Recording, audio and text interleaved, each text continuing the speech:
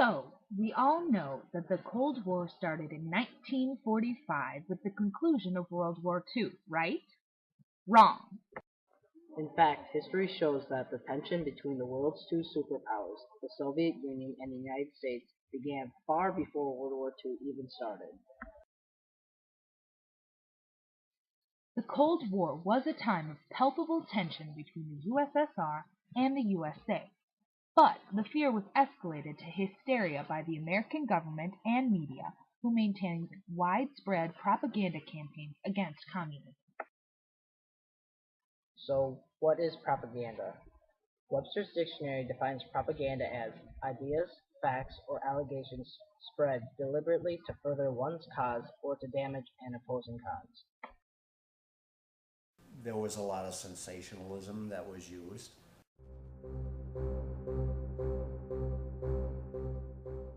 The sensationalism of communism invading the United States definitely was blown out of proportion.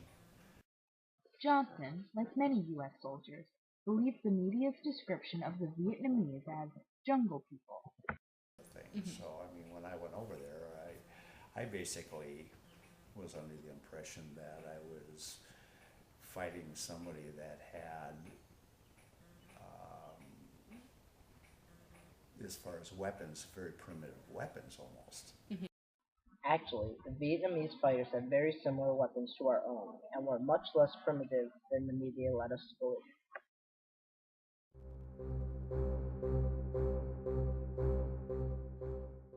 I think being in the Midwest, we always thought we were probably a little less vulnerable than some other people. Not being really aware that we had missile silos all across North and South Dakota and Montana, which made us probably a very prime type target. We must be ready every day, all the time, to do the right thing if the atomic bomb explodes. Duck and cover.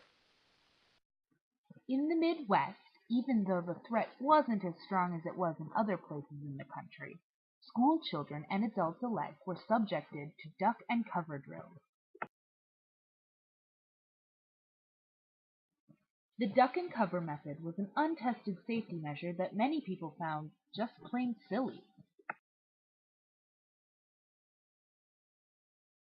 We practiced that in school, and I always thought that was so ridiculous because if a nuclear weapon were to be launched, it wouldn't make much difference if I was underneath the table versus standing on top of it.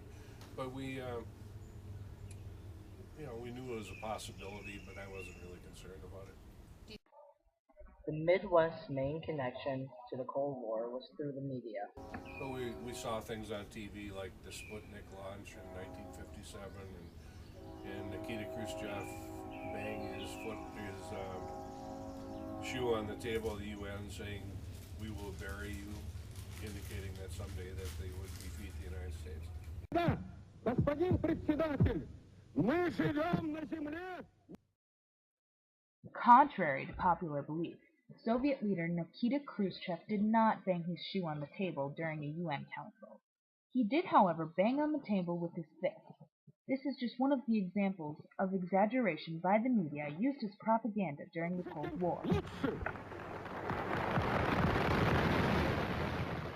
Well, I think we were kind of a victim of our press. We were a victim of our leadership in our country, and we tended to trust what people told us. And I think we've become less trusting of government today. But after all this show of power, surely all Americans must have hated communism, right? Well, not quite. It was a real propaganda thing where we were taught that communism is bad and that we were getting involved in all these countries like Vietnam because we didn't want to have the domino effect happen where one country would fall and then the next and the next. But in retrospect, I don't know if I was as threatened by communism as just the fact that we had a country that didn't like us.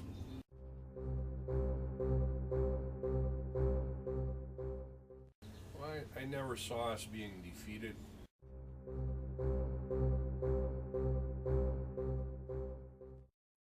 Although West Germany was right in the middle of the Cold War, Johnson claims the propaganda and fear levels in Germany and the U.S. were, I'd say it was about even. Curiously, although they were only feet away from their communist foes, the West German people were relatively calm. Maybe in Bad Hersfeld, the German people, weren't that worried about it.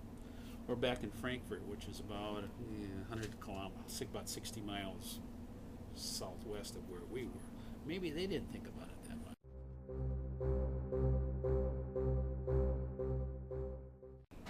I believe that there was a time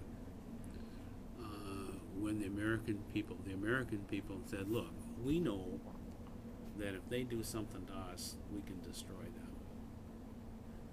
They know that we can destroy them. And so are we going to have mutual, total destruction?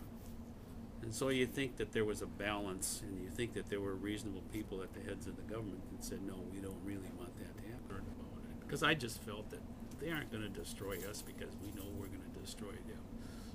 And I believe, in my own mind anyway, that was the most rational thought then.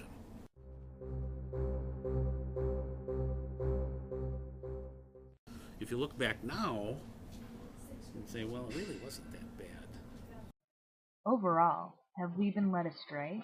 Was the Cold War nearly as fearful as it has been portrayed? According to our interviews, no. Not to say that we've been lied to, but we've been subjected to the same exaggeration tactics that were used for propaganda during the Cold War. Just a little historical irony for you. You think I'm pretty,